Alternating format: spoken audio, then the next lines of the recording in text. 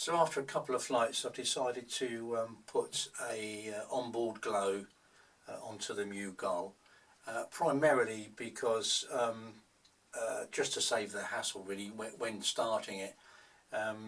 It's just a little bit awkward after trying to get in and put the glow stick underneath.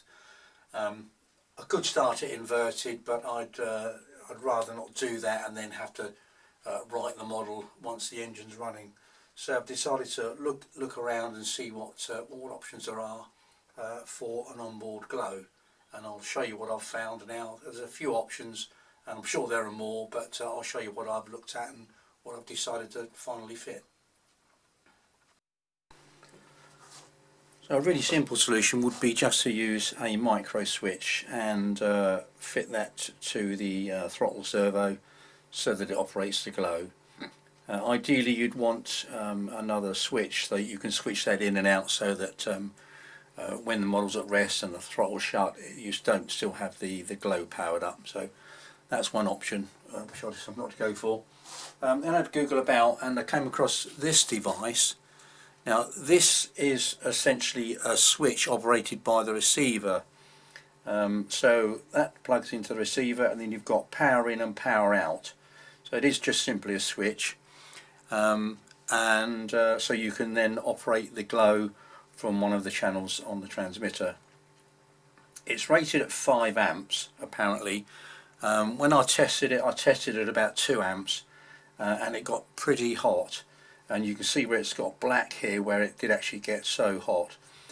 So I'd be rather loath to run it at 5 amps. So 2 to 3 amps is probably fine for a glow plug, but even so it was getting pretty hot.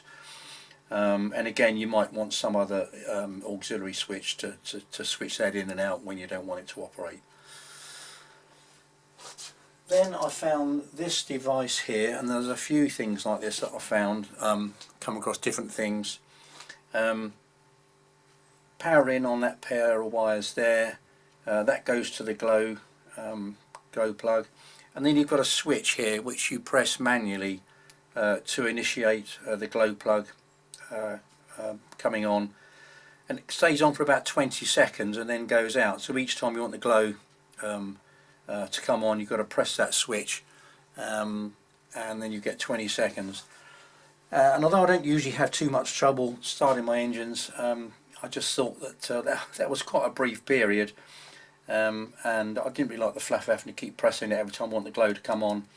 And of course the other thing with this is that you don't have the advantage of having the glow come on at low throttle settings, so I didn't use that.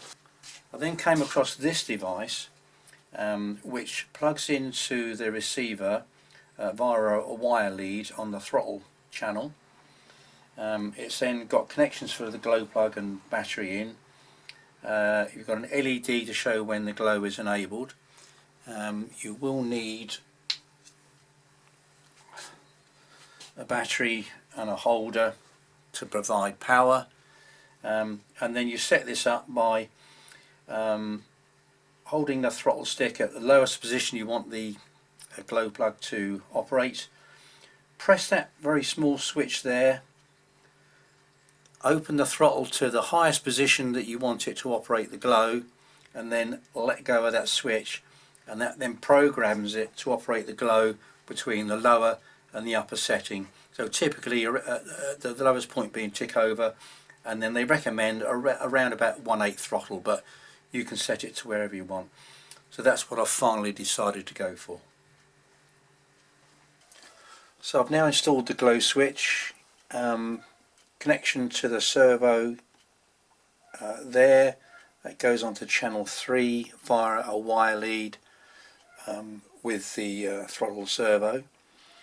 I've got a C-cell with holder here. I've got a connection to the engine here for one side of the glow plug, and then an insulated crocodile clip to the top of the glow plug just there. Also got an LED here which shows when the glow is enabled, and I've also fitted a charge socket to make it easy to recharge the cell without taking everything apart. So we give a quick demo. Turn the transmitter on, receiver on, straight away you can see that the glow is enabled at the low throttle setting. As you move it up, it goes out, move back down, comes back on again, and you can adjust that to suit your particular model and engine so that it comes on and off at the appropriate time.